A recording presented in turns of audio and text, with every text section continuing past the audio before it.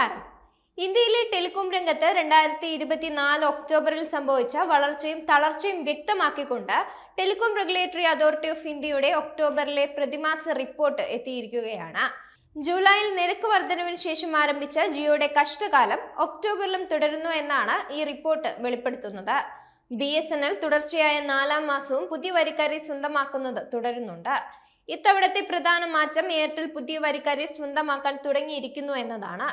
ജൂലൈയിൽ നിരക്ക് വർധന നടപ്പിലാക്കിയ ശേഷം ഇതാദ്യമായാണ് ഒരു സ്വകാര്യ ടെലികോം കമ്പനി പുതിയ വരിക്കാരെ സ്വന്തമാക്കുന്നതിൽ മുന്നിലെത്തുന്നത്. റിലയൻസ് ജിയോയ്ക്ക് മാത്രമല്ല വോഡഫോൺ ഐഡിയയ്ക്കും ഒക്ടോബറിൽ വരിക്കാരുടെ എണ്ണത്തിൽ ഇടിവുണ്ടായിട്ടുണ്ട്. റീചാർജ് ചെലവുകൾ വർദ്ധിച്ചതിനാൽ നിരവധി ഉപയോക്താക്കൾ തങ്ങളുടെ സെക്കൻഡറി സിം ഉപേക്ഷിക്കുന്ന പ്രവണതയുമുണ്ടെന്ന് ട്രായയുടെ ഒക്ടോബറിലെ വയർലെസ് ടെലികോം ഉപയോക്താക്കളുടെ കണക്ക് വ്യക്തമാക്കുന്നുണ്ട്. Telecom regulatory authority of India പ്രസിദ്ധീകരിച്ച ഒക്ടോബറിലെ പ്രതിമാസ റിപ്പോർട്ട് പ്രകാരം റിലയൻസ് ജിയോയ്ക്ക് 3.76 മില്യൺ വരിക്കാരെ നഷ്ടമായിട്ടുണ്ട്.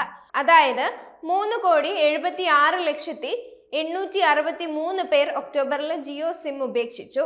ജിയോ കഴിഞ്ഞാൽ ഏറ്റവും അധികം വരിക്കാരെ നഷ്ടമായത് VIക്കാണ്. 1.97 മില്യൺ ഉപയോക്താക്കൾ ഈ കാലഘട്ടത്തിൽ VI സിം ഉപേക്ഷിച്ചു. ഒക്ടോബറിൽ മികച്ച മുന്നേറ്റം കാഴ്ചവെച്ചത് എയർടെൽ ആണ്. ജൂലൈ, ഓഗസ്റ്റ്, സെപ്റ്റംബർ എന്നീ 3 മാസങ്ങളിലും മറ്റ് സ്വകാര്യ ടെലികോം കമ്പനികളെ പോലെ എയർടെലിനും വരിക്കാരെ നഷ്ടമായിട്ടുണ്ട്.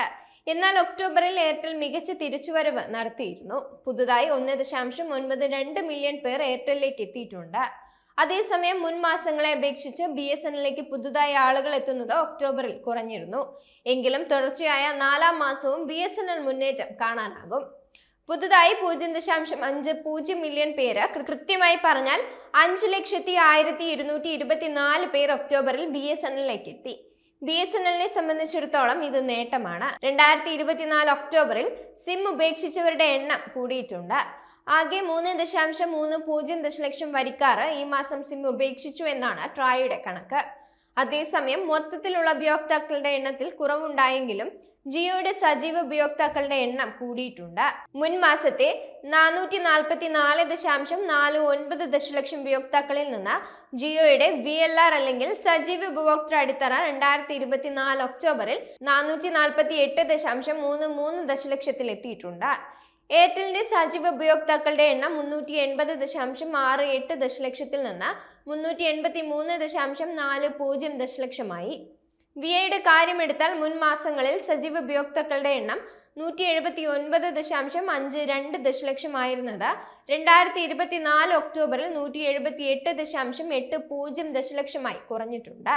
സജീവ ഉപയോക്താക്കളുടെ എണ്ണത്തിലും BSNL പിടിച്ചു നിന്നു. മുൻ മാസം 54.77 ദശലക്ഷം ഉപയോക്താക്കളാണ് ഉണ്ടായിരുന്നതെങ്കിൽ ഒക്ടോബറിൽ അത് 55.72 ദശലക്ഷമായി വർദ്ധിച്ചിട്ടുണ്ട്.